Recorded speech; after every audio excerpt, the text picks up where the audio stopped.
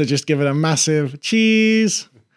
And then we're into the pod. There we go. All right. Okay. We're in. Welcome back to the Alfie Dundas podcast. I'm here today with Greg Berman. Woo! I need to get some sound effects or something. Doodle-doo. Greg Berman. Bagpipe would be nice. Back to my roots. Nice and grating right at the beginning. I'm actually going to see if anybody listening to this wants to make like a jingle. Like Coden's got a great jingle. Yeah, and I'd love something that plays whilst we're looking over into the camera doing the thumbnail. I'd love something that plays over that to make it a little bit less you can just ask AI.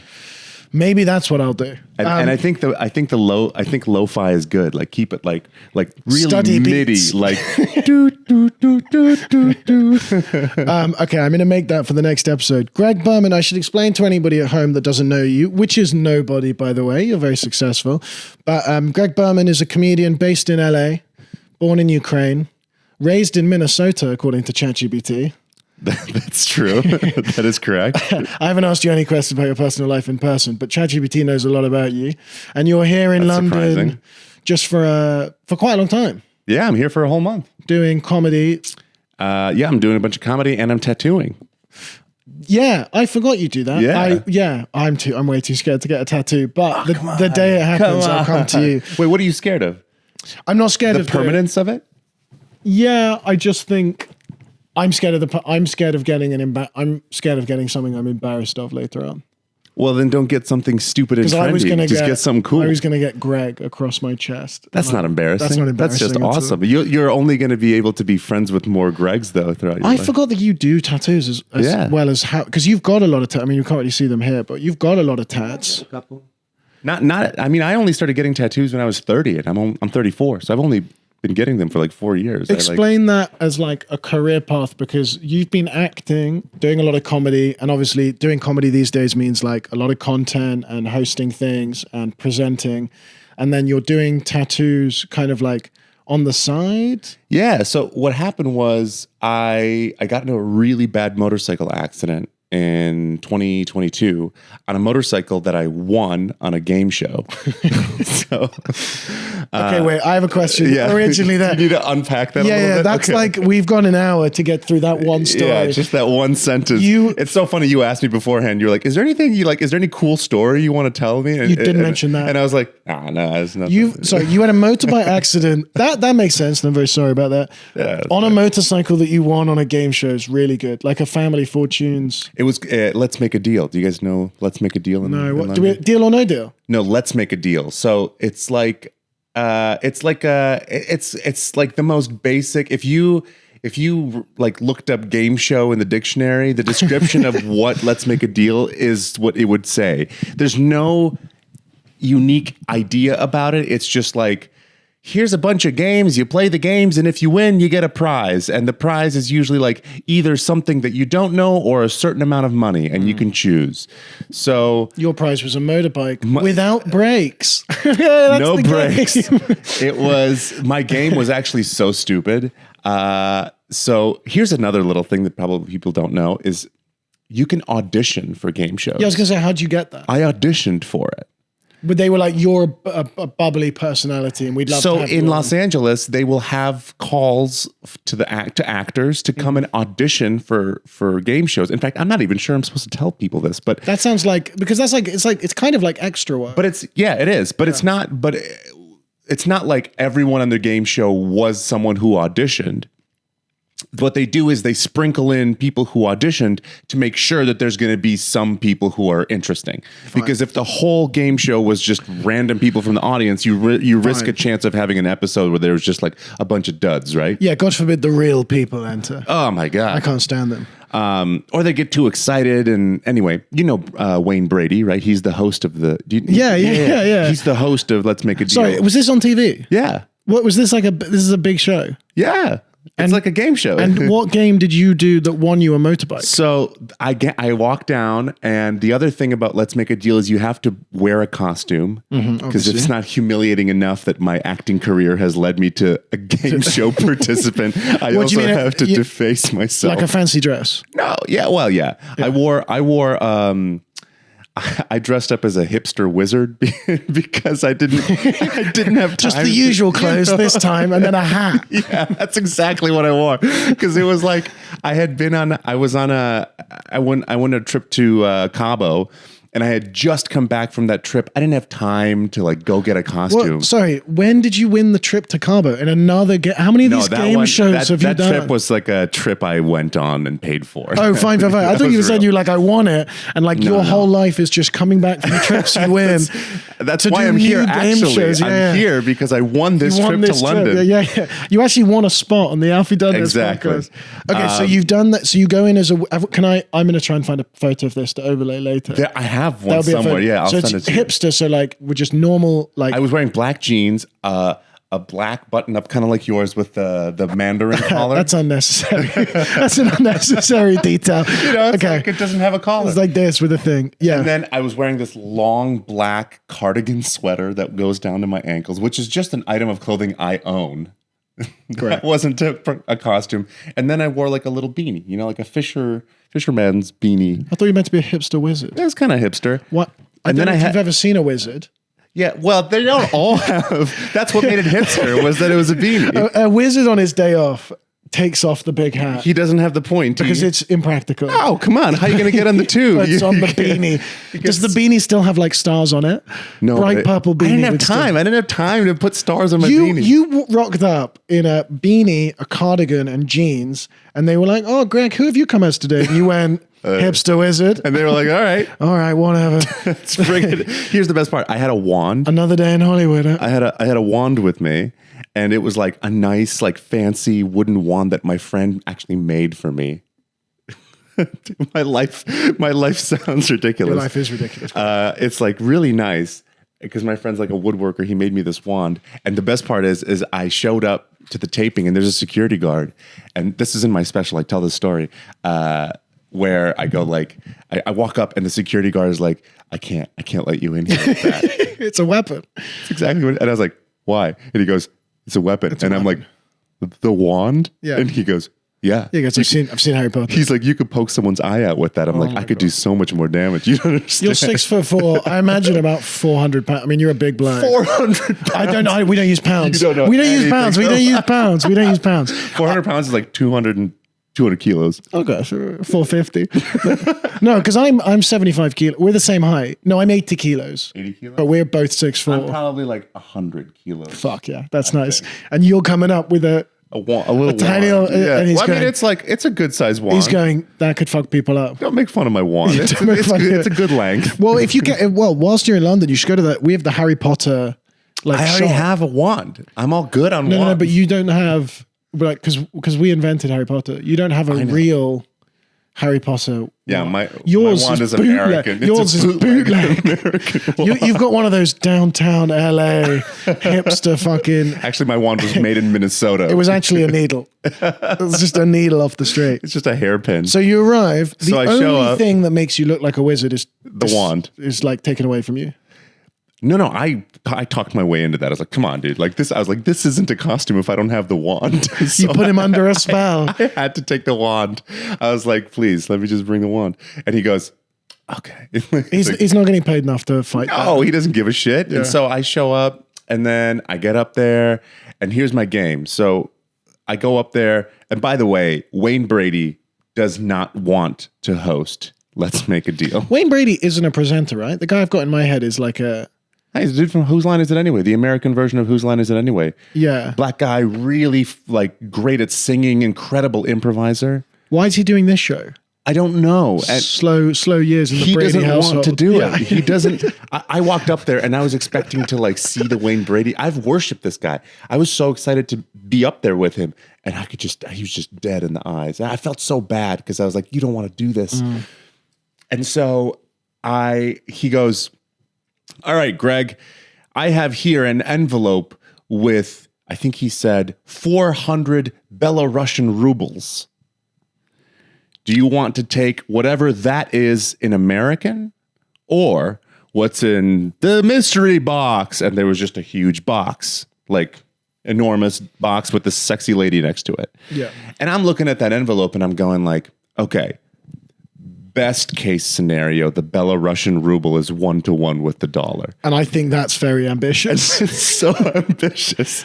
There's no way it's 1-to-1. Best case scenario, that's $400. That's it. And I woke up early to be there, and I was tired. Worst case scenario, that's $4. Exactly. So I'm like, I don't give a fuck. I didn't wake up early and sit through this, because you have to sit and you wait and you wait. They take your phone. You have no access to anything.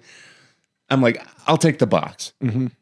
And he was like, do you want to ask the audience? So I turn around. I'm like, what do you guys think? And they're like, take the box. Yeah, they like the box every time. They like of course. Jeopardy. So I go, all right, I'll take the box. And then he goes, okay, let's see. And then, of course, this is when I take out my wand and I start, I'm in it. I'm doing the thing. I'm like pointing it at the thing, at the box. And I'm amazed you volunteered that detail. We would never have known that little detail. And they're going, what's in the box? And I'm going, and you go, ah! Yeah, exactly. And then it opens. And then the sexy lady like hits it with her hip. It slides open. Whoa. She went like this. She like, she like did like this? She did like a little hip. It's a 10 p.m. show. Yeah, that's good. She hits it with her hip. The box slides open and there's a motorcycle. And I legitimately lose my fucking mind because I've always wanted a motorcycle. Sorry. Okay. Now, I forgot the beginning of the story. When the guy says, do you want 400 rubles in America? First of all, this is the worst game show of all time. This sounds like what we have is Deal or No Deal, which is Noel Edmonds, who was a guy who was on TV. Well, but Deal or No Deal is with a bunch of suitcases and stuff, right? Well, no, everybody has a box. There's like 30 people and you slowly eliminate people. And every box has a number between, there's like £1, £2, £5, up to £1 million. Yeah. But the last thing is like just you and one other person. And you they open, like, I can't remember if they open their box or you open your box, but you get to look inside and then you Deal or No Deal, you can switch. Switch with that. And sometimes you switch and you lose the £1 million box. But you're saying that what they've done in the US is they've got a presenter who doesn't want to do it. They've got a sexy magician's assistant to hit the box with her ass. They've got you to dress up as a hipster wizard. They got this like pantomime audience. And then in the boxes, it's just 2 boxes. One has 400 rubles in it. Belarusian rubles. No.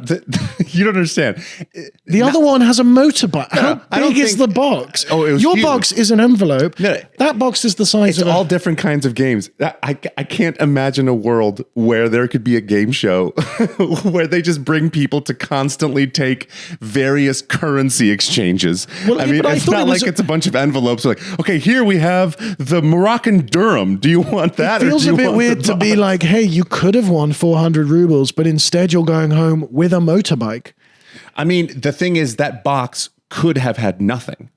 But the mystery box could have had nothing, and then I would have walked away with $100. Or it could have had 300 rubles in it, and then you'd really... So the motorbike, and then how do these game show works? Like, do you get that as a gift? Do you have to pay tax on it? Does it come with...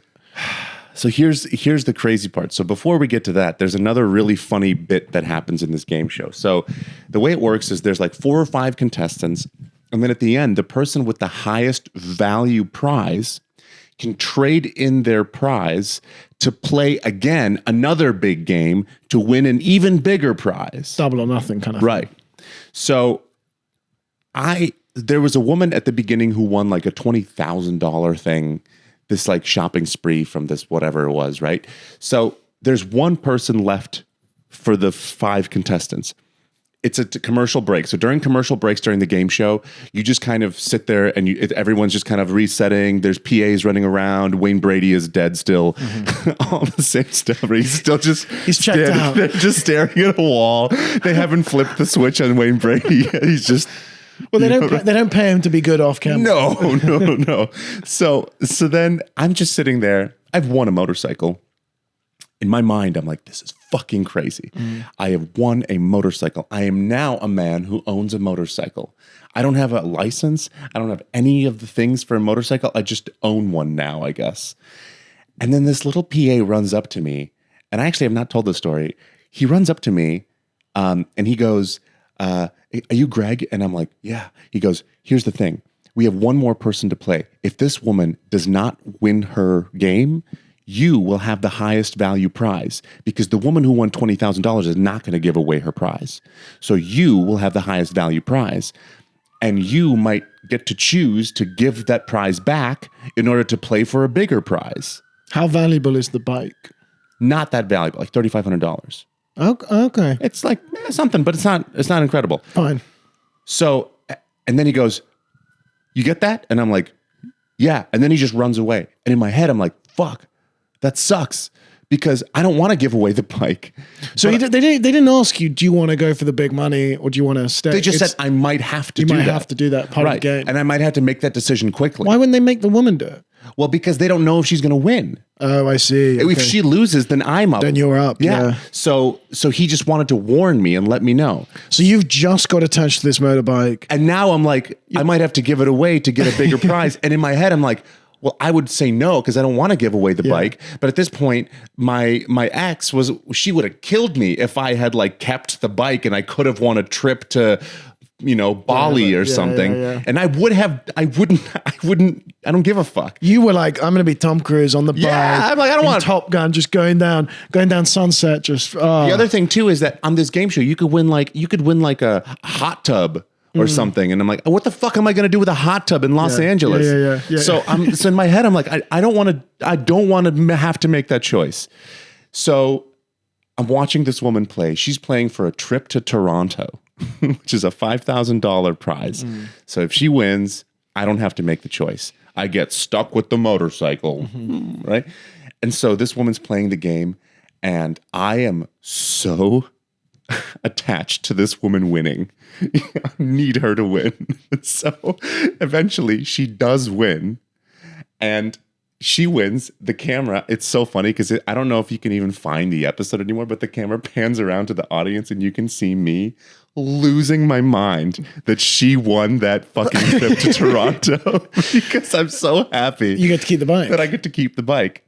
And then what happens is once all that happens, you go and you fill out all this paperwork and you don't get the motorcycle until up to 90 days after the air date of the episode, which for me was 3 months after we shot it.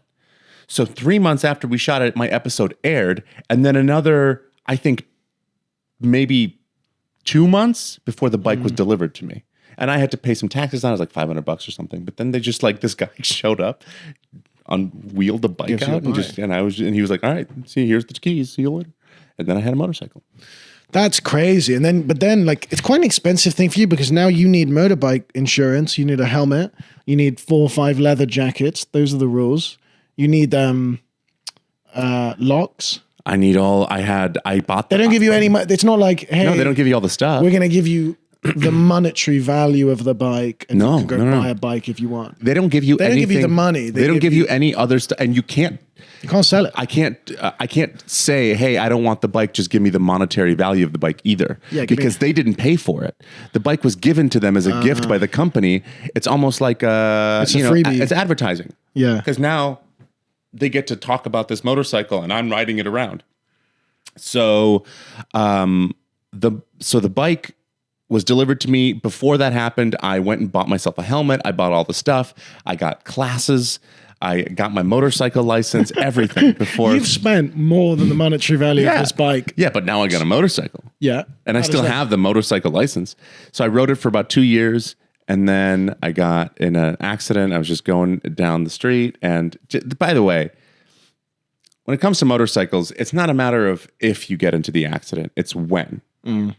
Everyone lays it down at some point. The question is, how bad is it? Because it's just a dangerous thing in general. And I wasn't even going that fast. I was going like 30, 45 miles an hour. And I was going through an intersection and this woman turned left in front of me. I hit her head on. I got ejected like 30 feet. She was in a car. She was in a car. When you said you hit the woman head on and then you got ejected, I was how like, big was that woman? For you, as we've just established, 400 pounds.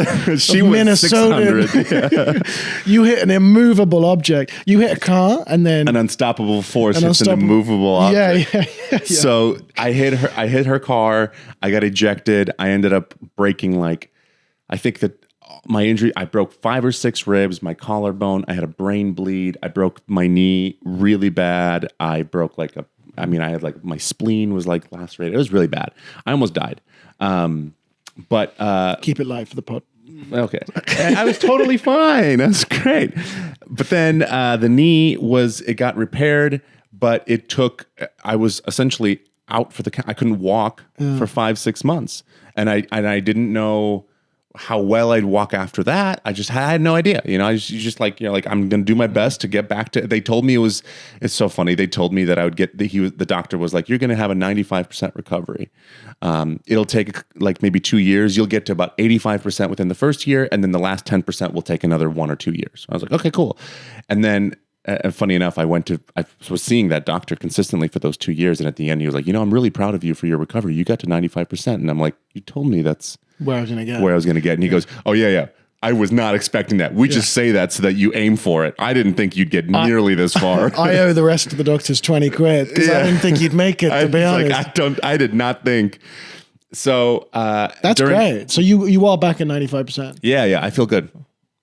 Thank you. I feel great. I mean, I can run again. It's crazy. I haven't been able to do that for a long time.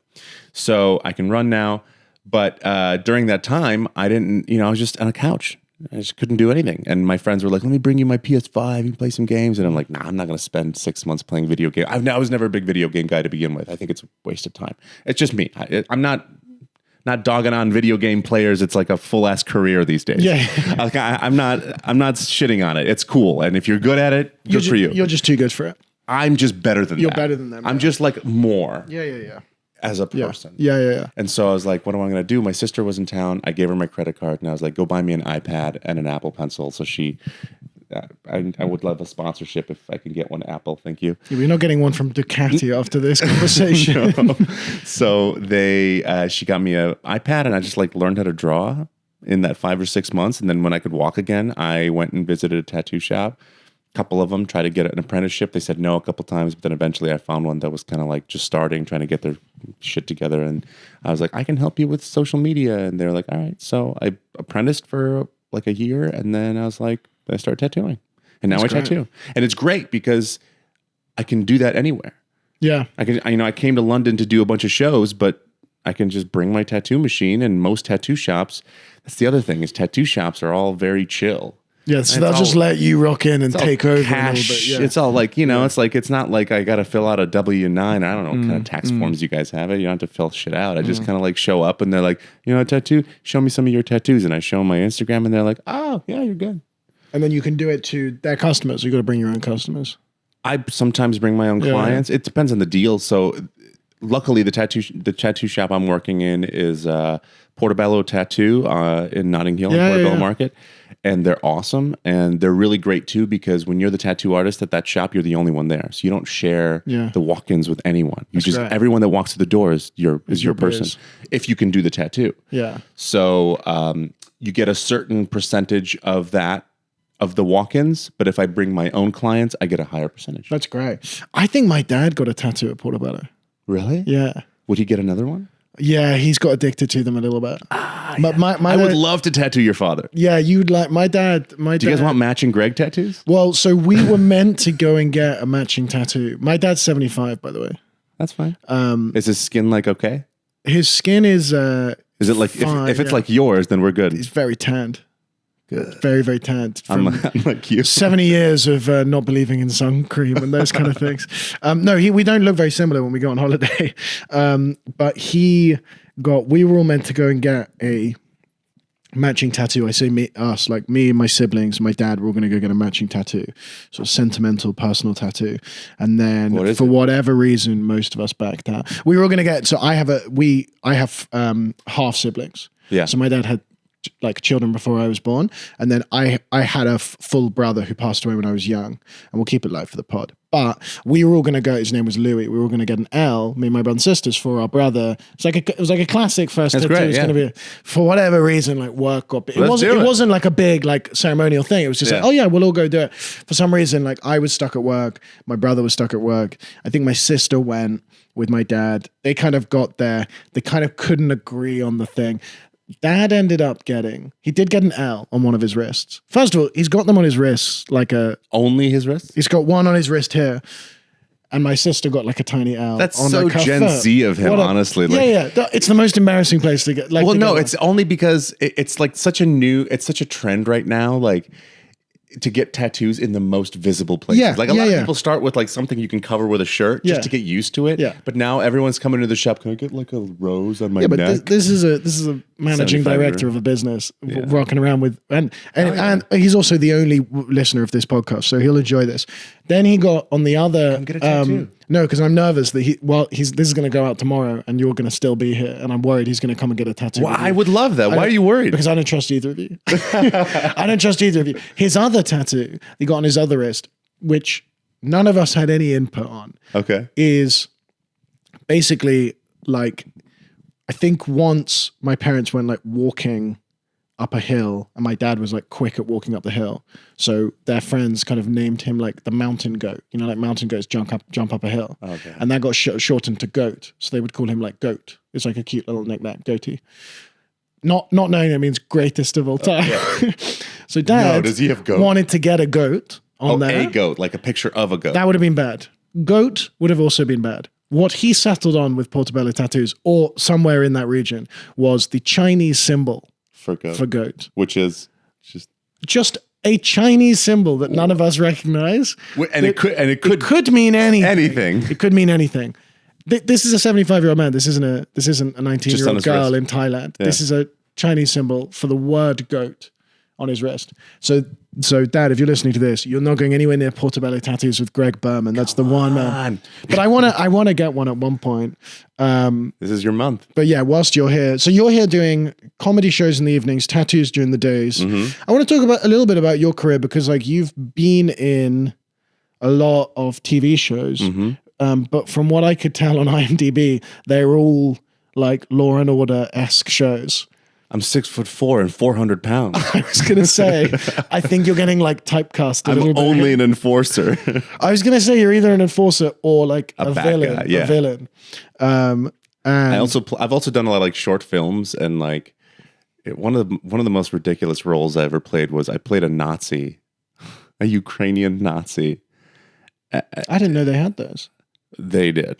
Many. Really? And I had to shoot a baby like point blank range. It was a very intense. But you know what? This is the thing about playing villains. I always say this. I think if you play a villain, you gotta land it. You know, you gotta command. The villain. If you're a shit villain, the story sucks. Yeah. So, although I'm Jewish, and I had to play a Nazi, I had to be the worst Nazi possible so that I could really give weight to this story about Judaism. I would have done my religion and my culture a disservice if I had played like a half-assed Nazi. You to do want right that. by your Jewish heritage, you had to be the most extreme Nazi you could be. The worst I could be. That's so interesting. I mean, it's the only way to tell that story. That's true. I do wonder those people that go on audition and they have to do like Schindler's List or like I was watching Django again the other day, and I'm just like, geez, like if you're cast as that Leonardo DiCaprio, like Mr. Candy who owns the plantation, I'm like that's I have said some bad stuff in auditions. Yeah, I say sometimes bad things out of audition, but to do it on camera would really push me over the edge. Sometimes I do get, I have gotten, a lot of the time when you do an audition for something where you're going to have to say some bad stuff, especially like racist stuff or anything like that, most TV shows are smart enough to not put that in the sides for the audition. Because that's like, you're not paying me. Like, I'm not just I see what you mean. Yeah. I'm not going to just like go and say, like, I'll if you book me for it, I will say whatever words you need me to say to tell the story well. But for an audition, I'm not going to start saying the N-word without getting, like, that's not something I can do. And I've gotten auditions for like smaller productions, like short films, where they did want me to put that on camera. I just don't do it. I just don't say it. In the audition process. In the audition process. It feels unnecessary if you're not getting the role. I'm not going to say it. I don't want to say it. I don't like it. I think it's not right. But for the production, if you need me to be a shitty racist guy who has to say that, I will do it for the story, but not for an audition. You'll find it. It's somewhere. You'll find somewhere it in there. Yeah. Actually, I have a really interesting story about this. I was in an acting class, and in this acting class, we did this exercise where you were paired with a person, and that person writes a scene or picks a scene for you to do, and you don't get to see it until you show up in class, right? Mm-hmm. It's like a cold read sort of thing. So I show up. I was paired with this girl. She was so sweet, lovely. I've spoken to her many times. We were friends, like not like best friends, but we were friendly. She was a black girl, and she wrote this scene for me where she was a police officer and I was someone that she had arrested, and I was racist, and she gave me the script, and I hadn't read it yet, and she goes, "Here you go. And if you're uncomfortable with any of it, just let me know." And I was like, "I'll be fine. I'll do whatever you want me to do." And she's like, "I wrote this for you, for us." For us. For what I think you would react in the situation. You'd be really good at doing, I've seen your videos online. So I've read your manifesto. So I blog 4chan. So I read the script that she wrote for me, and it's fine. And at the end, there's the N word. And I was like, and I got to it, and I was like, whoa. And I looked at her, I was like, "Are you sure?" And she goes, "Yeah. I think that you could do it. If you're comfortable with it, I'm comfortable with it." And I'm like, that sounds like a test. I know. I was like, "Look, if you want me to do this, I'll do it. But I need to know that this is like what you want, and you need it for the scene. And this is, I mean, again, she wrote it. So not only did she it's not like she chose a scene. I don't know if I would have done it if she had just picked the scene. Sure. But because she wrote it, I wanted to honor her as a writer. Yeah. She wrote this thing for me. She made the choice to put that in. Yeah. So I'm like, okay, I'll do it. And she was like, "Should we tell the class you're going to say that before you say it?" And I'm like, "That's not a me question. That's a you question. You decide." And she goes, "You know what? No, let's just do the scene." So of course, we go up there, we do the scene. And like, I'm nervous the entire time, but doing my best to maintain character. I'm supposed to be like the shittiest person in the world. You've been pulled over in a car. No, I'm like in the interrogation room. Like, I've done more than just gotten pulled over. Oh, so you're not being arrested. You've already been arrested. I think I murdered someone, and she's the arresting officer. Oh, so it's an intense. It's a very intense scene. She's like interrogating me. And then, of course, I'm very dismissive the whole time because not only is she black, but she's a woman. And I'm like, you're nothing. And I'm this huge white guy. And it was crazy. I got to the part with the word, and I did it. I wasn't going to half-ass it. I was going to do it, and I said it. And it was crazy because the moment I said it, she wrote the scene for me. She knew it was coming. And yet when I said the word, I could tell it still hurt her. And that was such a, and the scene ended shortly thereafter, and the whole class was silent, and they were all, they thought it was a very powerful scene, but it was a really crazy thing to experience because it was just like, it really showed me the power of racism and that word and because it was like, man, everything in this whole experience was pre-planned, and yet it still stung. Yeah.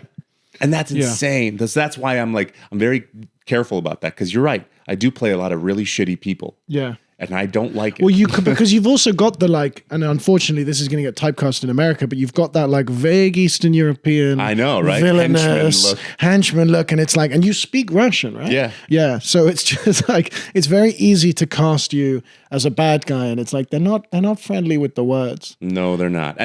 And I'd love to play a fun uncle. Yeah. I would love that. No, but you're right. The villains that commit, I mean, again, watching Django and watching, what I watch in Glorious Bastards, watching Christoph Waltz. Probably one of the best villains. So good. Because he's a little likable.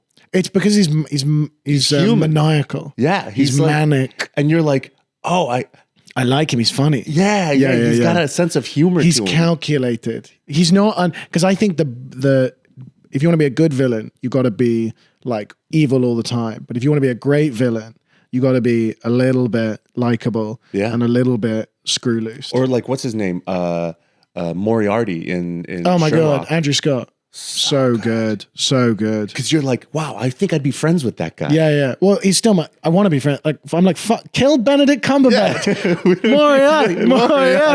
Yeah. No, I'd love to. I've done what I got sent an audition last year. I've recently started doing auditions for stuff. I got sent an audition on Instagram, and they clearly just sent it to like a wide remit of people. You get sent an audition on Instagram? As in, someone from a casting agency reached out to you sent me a directly. DM, and we're like, we're looking for comedic actors to do this part, and we're opening it up to more people than we usually would. So like, they sent me some sides, and but whatever. But it was a very exclusive. I now know it's coming out in a couple of years. I think it's like a big show. It's like a sci-fi big film. Cool. Big budget, like Glenn Powell starring. And basically these sides arrive, and it was the first time I'd done a self-tape audition. And the sides were like basically a scene where my character, who is called like John or something, is in a car picking up the main character. I'm kind of like the goofy sidekick comedy character, sci-fi in a kind of spaceship car, whatever. It's literally 2 minutes of scenes.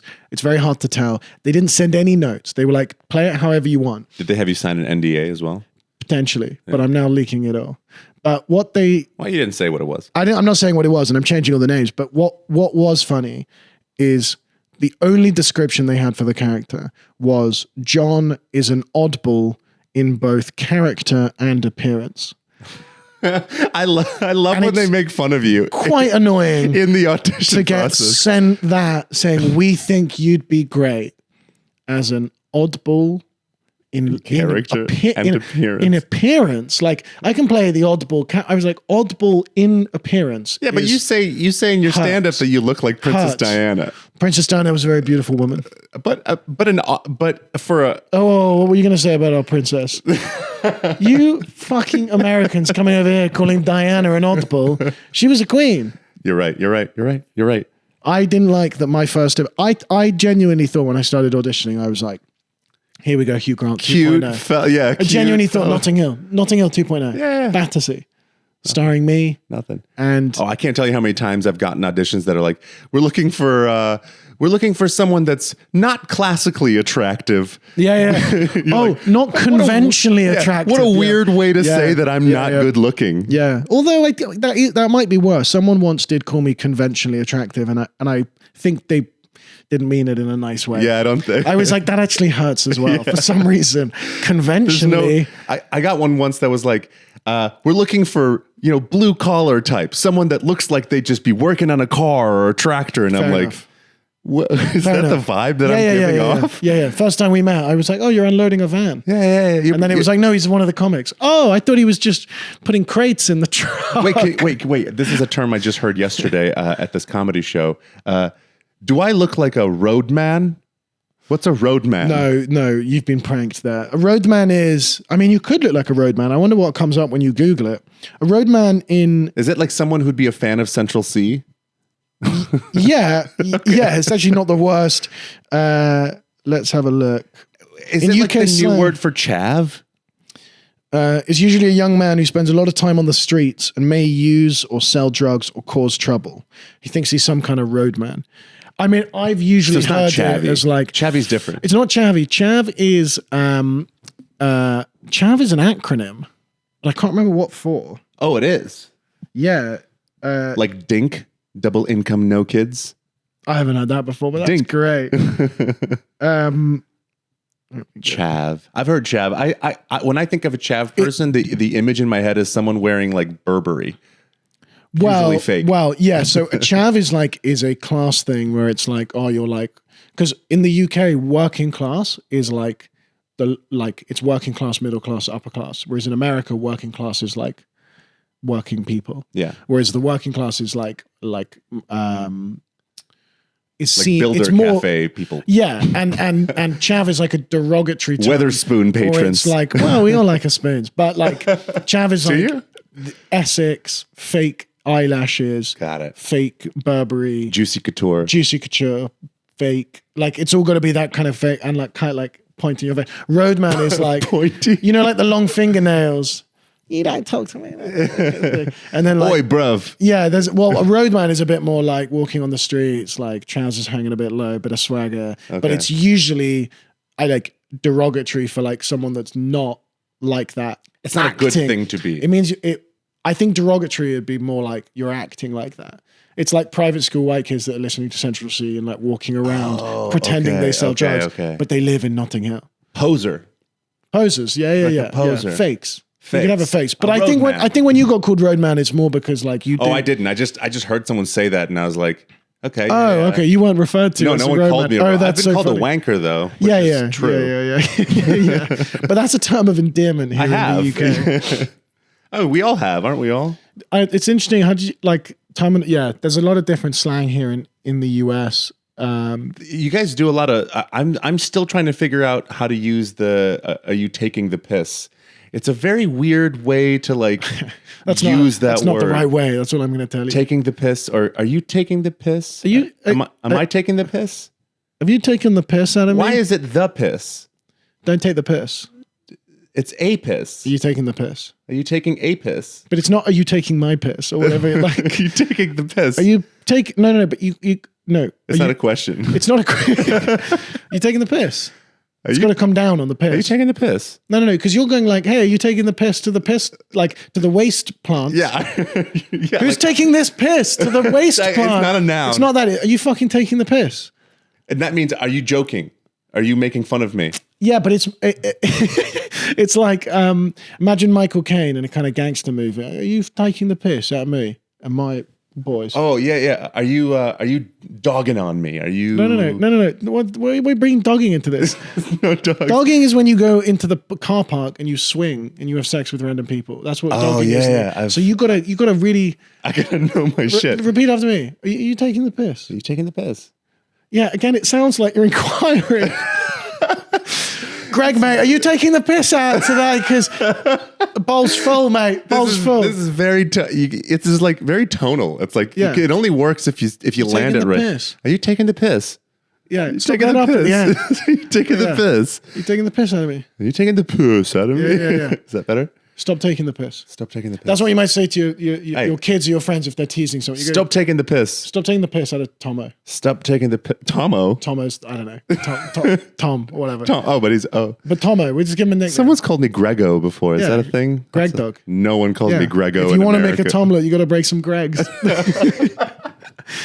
That Tomo, you gotta break some Greg. Tomo, yeah, that's from Succession, where there's like Tom Wamsgand and Greg. Okay. He sends an email. Wait, that's an actual. That's an actual in Succession, quote? Greg is the like tall, skinny guy that works for Tom, who's like his uncle, and Tom kind of bullies him. And then they're in court one day, and they're like, "Did you ever have conversations with Greg?" And he's like, "Oh, I don't really remember." And it's like, "You sent 16 emails on July 5th with the subject line, if you want to make a Tomlet, you got to break some Gregs."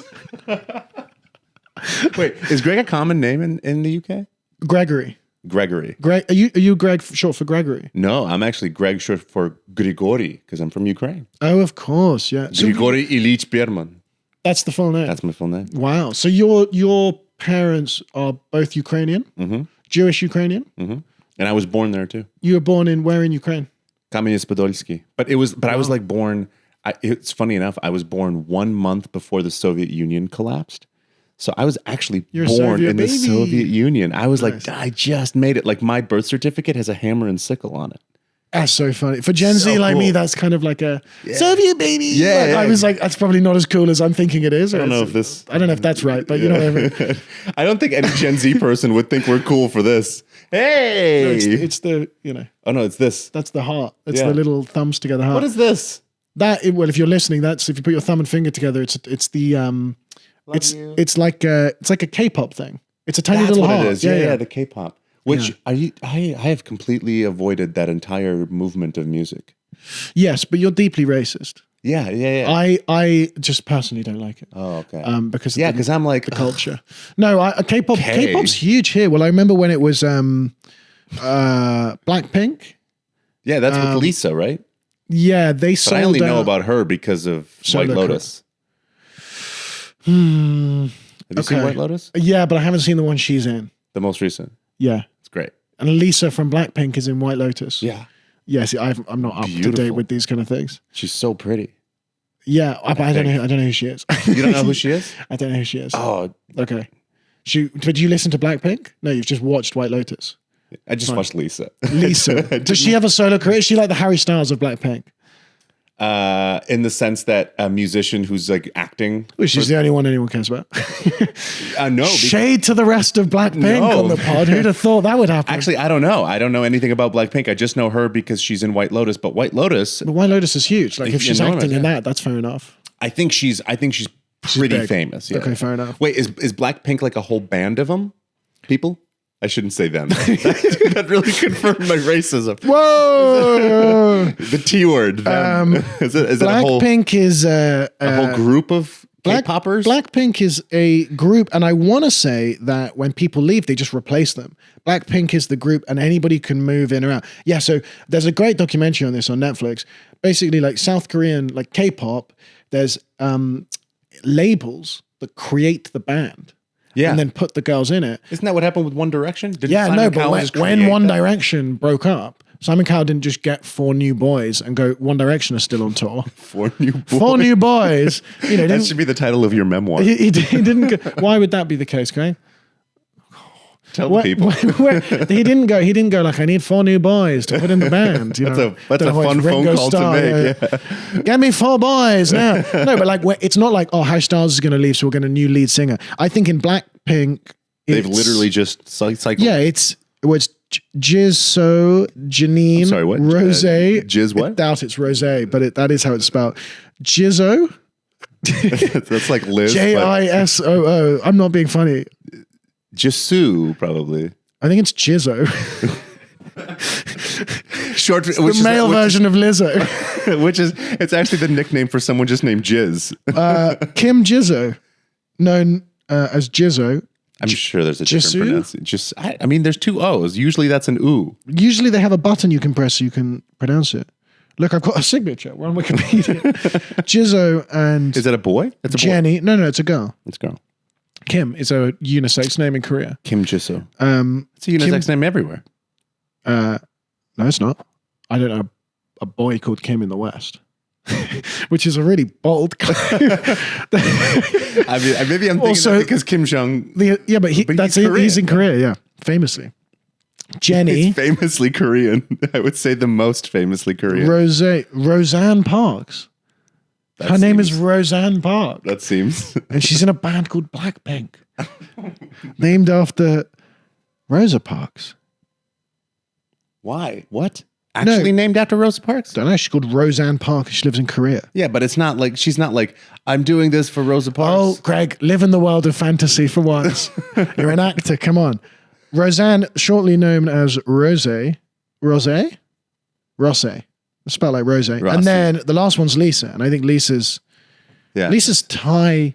She's Thai. She's Thai rapper, singer, dancer, and actress. Oh, that makes sense because she is, the new season of White Lotus is in Thailand. Ah. Yeah. Well, now, why would that mean that she has to be in it? Yeah, it would make sense that she plays a Thai character in the show. Fine. Person. Oh, she doesn't play her. She's not like a cameo. Like, oh my God, look, it's Lisa from Blackpink. She plays. I think her name in the show is Mook. Maybe she plays like a person that works at the resort. Oh, okay. I need to watch that. Okay, let's get back to your stuff because I've got more from ChatGPT on you. Oh yeah. But the reason I thought it was interesting that you were getting typecast just because your credits are like Chicago PD. NCIS, The Rookie. What's The Rookie? That's the only one I hadn't heard of. Oh, it's on ABC. It's like I think Nathan Fillion is in it. I don't remember. We don't have that channel or that actor here. Really, Nathan Fillion? Fielder? No, that's another guy. Yeah, that's the comedian guy he's Noel. Noel Fielding. Noel Fielding. No. That's another. This is going to be the hair. hardest podcast to claim. Noel Fielding has the long hair. Nathan Fielder does Nathan for You. Yes. Comedian guy, yeah. Different guy. And you're talking about Nathan Feeler. No, Nathan Fillion. Look up Nathan Fillion. He was in another show. I think his name is Nathan Fillion. Wait, Noel Fielding is on the Bake Off show, right? Yeah. But he was also in The Mighty Boosh. Mighty Boosh. I'm amazed you've seen that over in the US. You got The Mighty Boosh? You guys wouldn't get that in the US. Oh, come on. I'm old Greg. Well, it's old Greg. I'm old Greg. Yeah, it's old Greg. Eastern European Greg. It's very different. So Nathan Fillion is a real person? Yeah. Nathan Fillion's a really... I think he's in... He's a Canadian-American actor, and he's in The Rookie. Yeah, so it's a show. It's like, I don't know, it's some cop show. You know, funny enough, I was actually... when I got in the motorcycle accident, I was in The Rookie. I was on my way. So that was during COVID, at the very end of COVID. We had shot one scene, and then we took a break for like Christmas, New Year's, holiday stuff. And then I was on my way to go get a COVID test to go back on set for The Rookie, and that's when I got in that motorcycle accident. So they had to recast me. Oh my God. So I was only was it in a big part? What was your part? I was supposed to be in like 2 or 3 episodes. I was like this cameraman for this guy who was kind of an important person in the plot line, and I was following him around. That's good for you. I know. And break out of your type. That's I know. nice. It was I was finally something different. And I Be a leading man in no time. I had shot one scene, and then I got in a motorcycle accident. I remember calling my agents. I was like, "Hey guys, I got in a really bad motorcycle wreck. I don't know if I can do this show now." And they're like, "How long do you think before you'll be back on your feet? Like a week or 2?" I'm like, "Oh, I don't think so. think it's going to be longer than that." In a year, I'll be 85%. Yeah, exactly, and then another 10% after that. And the doctors go, "Sure, he will." Sure, yeah, exactly. So, I do a lot of police officers. I've done a lot of I'll do Russian spies. I do a lot of authority figures. I think I just look like an authority. I think, It's just like Russians and Nazis. It's really not the people for you. I just scowl. You come to here, would you? I love watching American action films because it's just a Russian villain every time. And the British guy is always the guy who's in the office. Like, I've got all sorts of technology. gadgets. This pen not only writes bloody well, he's always got to, this pen shoots an arrow from 4,000 miles, and it's also got a lovely touch on the pen. Yeah, exactly. And it's always the kind of, I wouldn't be in the field. Would you like a spot of tea? Yeah. Where are my biscuits? He's always angry, and he's always like a scientist.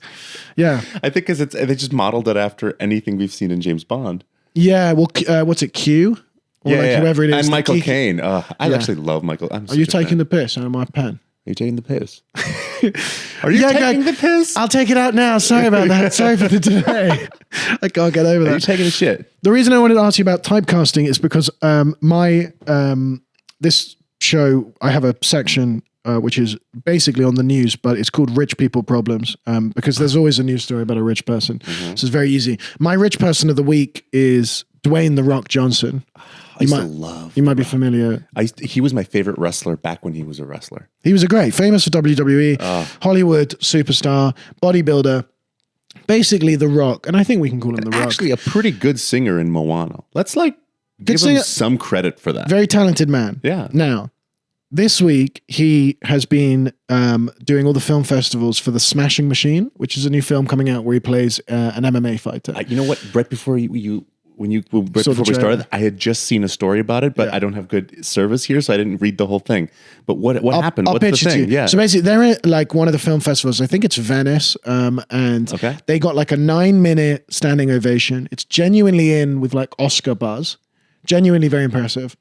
But what's funny to me is that Dwayne Johnson has, off the back of that, been doing all of his interviews, and he broke down crying when they were doing the standing ovation, which is not very Dwayne The Rock Johnson of him. But you know what? He's a sensitive soul. He's a sensitive soul, and this is his point. He has been complaining a little bit that he feels like he was pigeonholed by Hollywood for too long to play the same kind of category.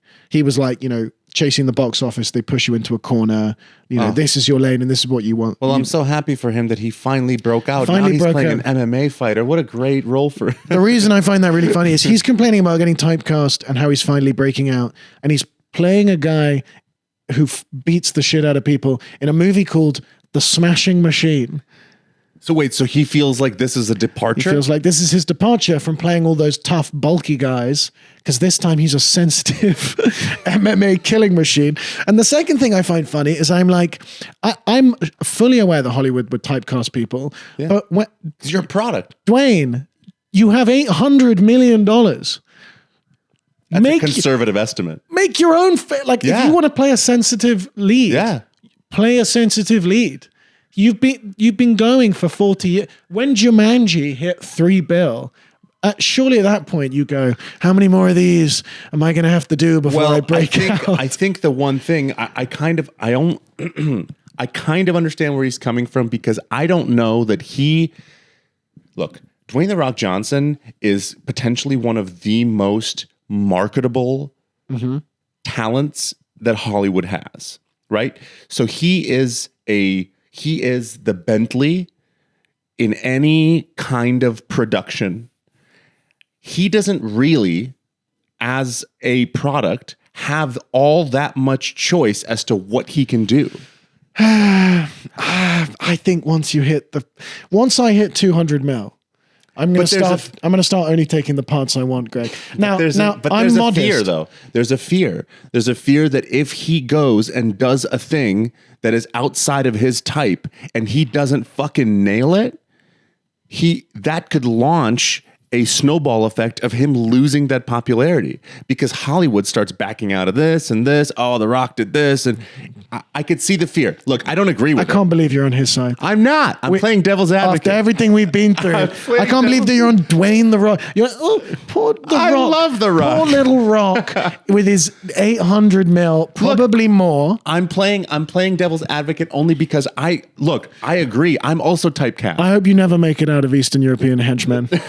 I hope that you make billions in that role, and that one day you cry at the Venice Film Festival. Here's my message to anyone who wants to cast me. Keep casting me as whatever you want, because I am going to do the best version of that. You're a sellout. That is what I'm going to do. You're a sellout. I will. But you know what, though? I also am famously, well, not yet, but soon, famously known for just making my own shit. I don't really, I make all my own shit. You're right. Couldn't Dwayne at the 600 mil mark go, I'm going to cast myself as the leading man? I think he's busy. He's got Tremana to worry about. The reason I find it funny is because... I think I'm just being a contrarian, by the way, because it's become very confusing as to what my opinion is. Look, you sell your soul for a small silver coin, Greg. We all know that. The quote that I found particularly funny is that Johnson shared that for a long time he was, and I quote, scared to go deep and intense and raw, until the opportunity for the smashing machine came along.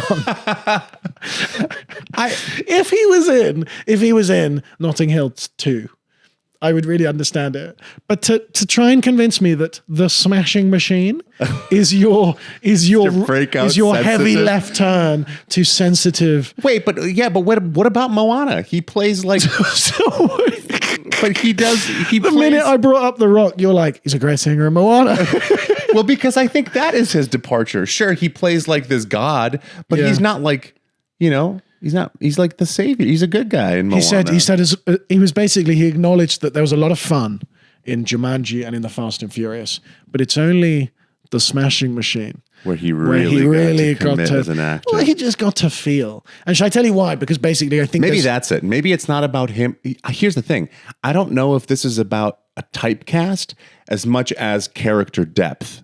That's what I think he's talking about. He's saying that he hasn't been given a role that has depth. He has continued to play. Have you seen Moana? A lot of depth in Moana. What can I say except you're welcome? He doesn't have a lot of depth in Fast and Furious.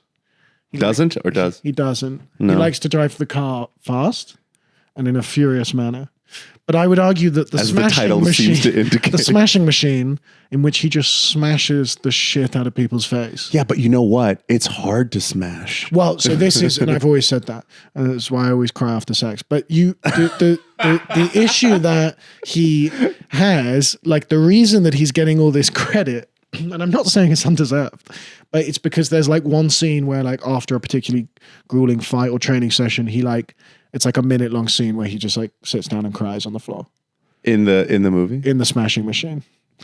Because even the smashing machine has feelings.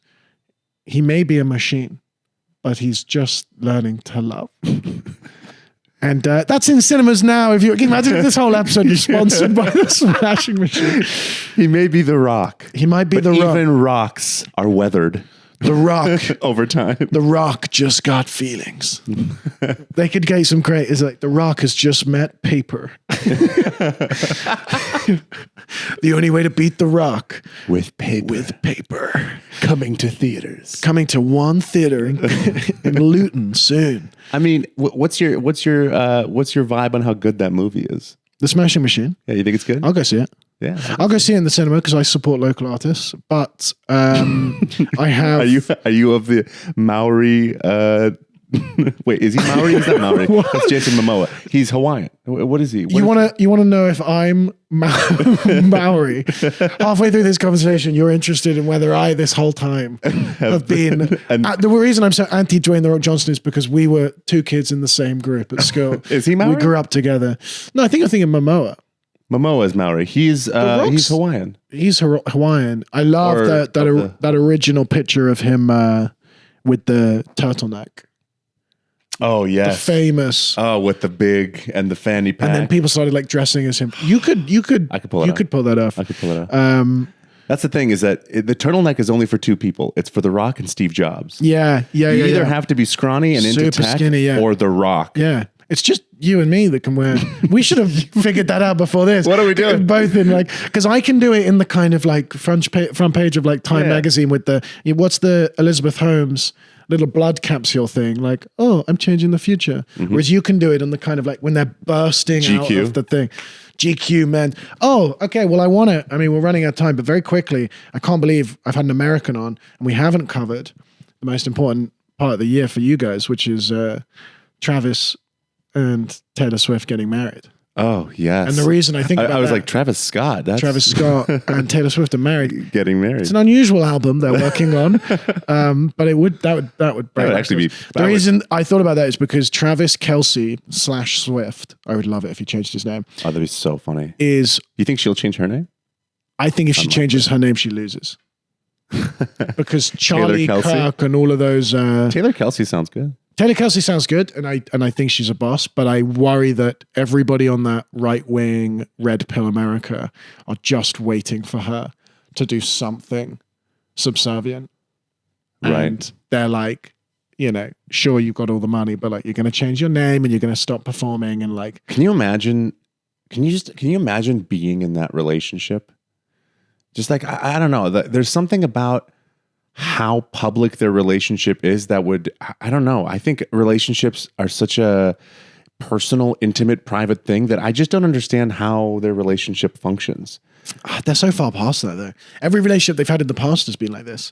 I think it's especially for Taylor Swift. I think it's almost. I mean, but imagine Travis walking into that. Like Taylor Swift is known for her relationships. I mean, she's known for her music, but her music is completely tied to her relationships.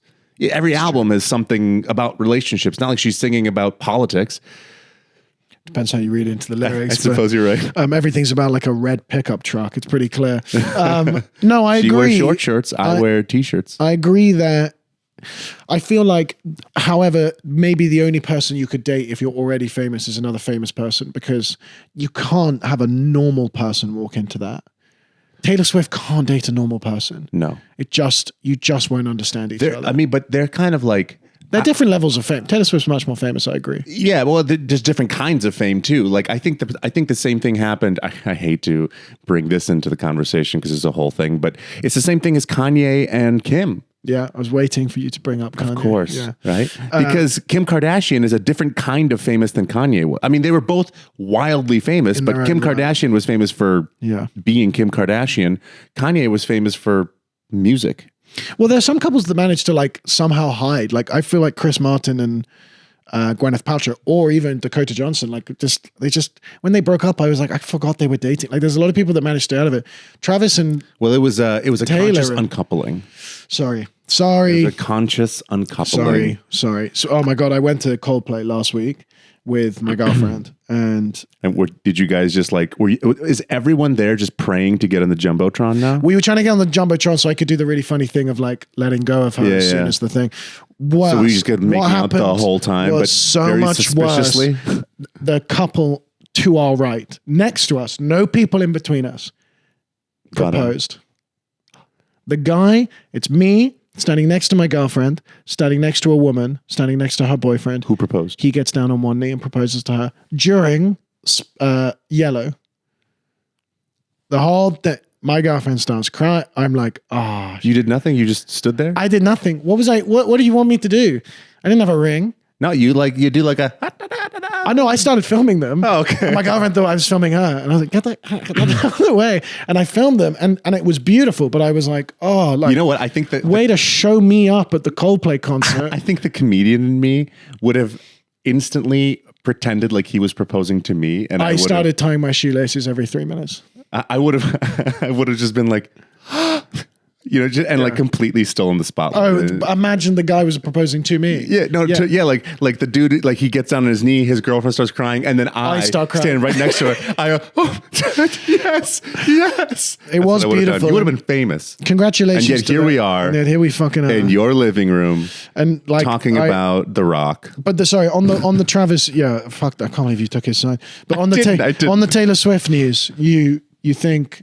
I mean, do you care? Because that seems to have broken America a little bit. I think I think that I think that what their relationship signifies is like everyone gets to feel like they're in high school again because he's the football player, he's the jock, and she's the homecoming queen, and she's the singer, and she's in all the plays, and here they are coming together. It feels like high school again. Everyone has this like nostalgic love for what they have.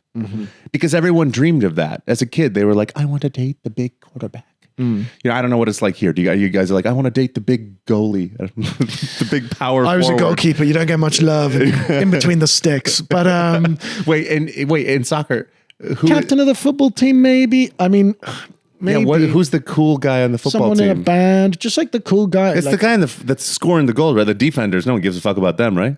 No one cares about. Oh yeah. In football, it's the people that are getting the goals. No one wants to date the left back. No. The left back. That sounds like a thing I wouldn't even want to be called. No. It does sound the right back. The left back almost sounds like a racist term. The center backs and the right back and the goalie and the center defensive midfielder get no girls, but the striker, the guy that scores all the goals, he's the quarterback equivalent. Yeah. And then you've got like the cheerleader, homecoming queen, singer. And that was the love story in English high school. Well, you don't have high schools. You just have year 7. It's year 9. We have high schools. We just don't call them high schools. You have primary school. Yeah. Secondary school. Primary school is what through what? Up to about 13. 13 for years boys, old. 11 years old for girls. It's a bit weird. Secondary school is. But what's like, you don't have like, I'm in 5th grade. No, we have year 1, 2, 3, 4. But everyone starts the same age, right? Like, does everyone start their primary school at the same age? Yeah. Okay. I thought you meant everyone starts life at the same age. So we don't have time to go into like the miracle of childbirth. Well, they start. Some people 0. just come out at 2 years old. Wait, have you seen that SNL sketch where Will Ferrell plays? Like, you've just given birth to a 36-year-old man. Hey, it's Ted Brogan. We were going to call you Timmy. Well, it's Ted Brogan. No, we have everybody starting school at like 3, I want to say, legally, or 5 maybe. 3. But that's not like, we call that like kindergarten. But you're put into the year. It's not when you start, it's the age. And we run September to September. September to September? There's no summer break? No. It's in like the year that you're in is when you're born. Yes. Yeah, but we go September to June and then like a 2-month summer. Okay. But we have like secondary school is high school. But our high schools, not all of our high schools are. We have a lot more same-sex schools than you guys do, like single ed, and we have, but we don't have like prom and like these kind of. Yeah, things. My girlfriend went to Haberdasher School for Girls. Oh, she went to Habs. Yeah, she's a Habs girl. Yeah. Of course. Yeah. Well, that's the kind of thing. I mean, I didn't realize how important what school you went to.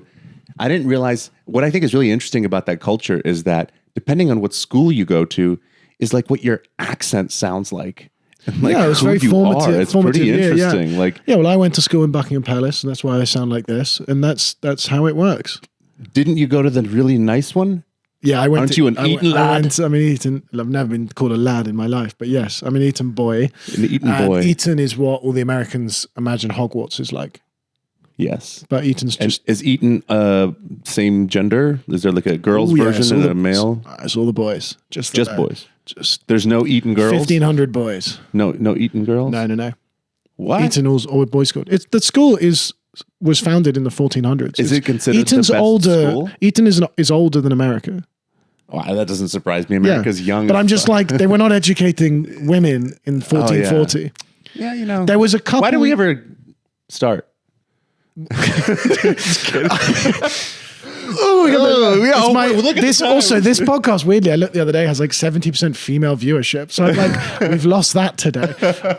No, we have all boys schools, and it's just before we move on, speaking of which, you guys, there was like 6 references to Andrew Tate yesterday during the comedy. show. Yeah. Everyone's really hate. I mean, I hate him. Well, because he fucking floods our algorithm. We floods the algorithm. Andrew Tate, Jordan Peterson. It's all and you know what? It's Eastern European Very Americans. pointy of you, Chad. So, it's a lot of pointing. You know what, Gregory, Gregich, whatever you're called, it's your lot, Americans, and big men, and you're polluting the lovely little youth of the UK. Have you seen the British youth? They're charming. I mean, some of them are lovely. Some of them will throw rocks at you. Some of them are roadmen. Yeah. Yeah. Be careful walking around London. If you walk past like a dodgy school, some 12-year-old will come up. What are you looking at, mate? You taking the piss? Gets out a knife. You taking the piss? Yeah, right over there. Yeah. There's a Portaloo. Is that not the piss receptacle? Oh, so I cannot imagine like if you worked in like waste renewal and you have to go and collect lavatory waste.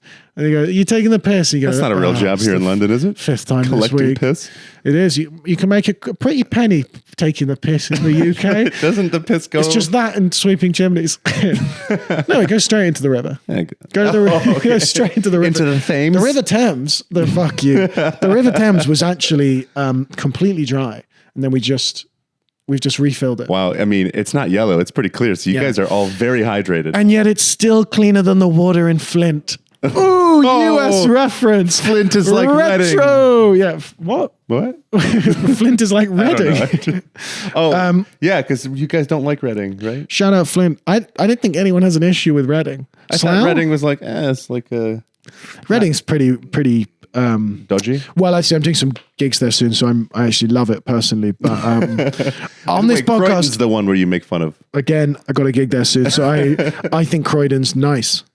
I don't know. I've never been. No, Croydon's a shithole. Reading's horrific. Okay, good. Well, if you're a Londoner, you just anything that's not central London, you just go that. I can't even imagine what fucking it's like. York. Yeah, York. I really like Canterbury. Let's just shout out everywhere. Canterbury. I haven't been to Canterbury, surprisingly. It's incredible. Let's just shout. Fuck Manchester. They have really good thrift shops in Canterbury, and the cathedral's gorgeous. And there's a really great pub called the Parrot Pub, apparently the oldest pub, although every seems to claim that. The oldest pub, yeah. No, Canterbury Cathedral is apparently very pretty. No, I like all of the UK. I like all of the US. And I like not Wales, right? I'm not gigging Wales. Fuck Wales. I like all of Europe, most of Europe. I like all of the countries equally, and that's how I'd like to. And I do too. And I like women. I'm respectful to them. Mm-hmm. Do you believe me when I say that? Yeah, I think you love women as long as they don't talk back. But I think no, you seem to be a good guy. And if I'm anybody, not racist. If any red pill bloke wants to get a tattoo this week, Gregory over here, if you can get an Andrew Tate tattoo, he'll do it 50% off. I don't think just his face. Just, oh my God, yeah, just his face. Or just like or just Bugatti. Tate, hashtag Tate Bugatti. Or wait, didn't he get caught in like something for pizza ordering or something in Slovakia? I don't remember. He was somewhere. I don't think it was pizza ordering. I think it was trafficking. Well, yeah, but that's how they caught him, was like they figured out where he was because of like a pizza he had ordered, and they were like, and then they got him, and he was like, oh. Well, it's like Prince Andrew got because he claimed that he couldn't have been in Epstein's Island because that weekend he went to Pizza Express. Yeah. In Woking. Oh. And like that's the equivalent of, I mean, Flint. Trump saying, I couldn't have been on Epstein's Island. I was at a Chili's in Flint. And you just go, that's an oddly specific thing to remember. Well, he just said that because he knows that there's no cameras there. It's also a weird place for you to go. It's not verifiable. And Donald Trump, unfortunately, still alive. He's still alive. Rumors are that he's very ill. JD Vance is licking his lips to get on that presidency. I'm very excited for that. That honestly might be worse. JD Vance would be worse. The pantomime villain. It'd be good for the mascara industry, but it'd be bad for America. It'd be bad for couches.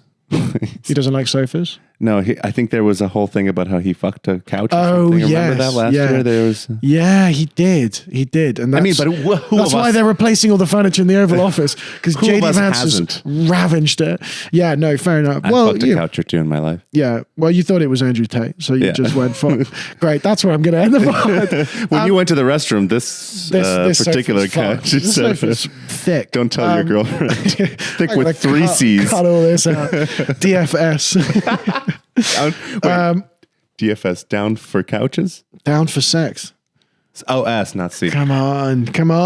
And Us Americans are this is why stupid. my career is going better than Greg's because it's that kind of panel show Vive that I'm. Better is a relative term. Greg's career is going very well. You can watch his short films and you can watch Greg's new comedy special, If you're in America or if you have a VPN. which everyone does. How do people find your comedy special? It's on something called Momitu, momitu.com. It's a streaming platform. It's totally free. If you have a VPN, it's not available in the UK, but if you have a VPN, which apparently everyone does, you can go to momitu.com or download the app on your streaming devices. You can watch my special. You can also follow Greg on Instagram and all of these kind of things. He's doing some gigs in London. This will go out whilst he's still here. So he's doing some gigs in London, and he's posted about which ones he's doing. And then obviously, weirdly, I've got a lot of people because it's YouTube who are in the US. If you're in the US, Greg lives in LA, but he's gigging all over the place. So follow him on Instagram. I am filming a special at Top Secret Comedy Club on the 26th of October, and you will be back in the US by then. No, I'll be in Italy. Great. We'll fly over. Greg will be there, which here. will be really nice. I'm opening. I've got 270 tickets to sell. So if you could sell those, that'd be very helpful. I can and do I'm that. hopefully going to go to a few other places, do a little mini tour before Salisbury, Nottingham, I think Manchester, not Wales, never Wales. Never Wales. Never Reading. And yeah, that's about it. Greg, thank you very much for joining So me. fun.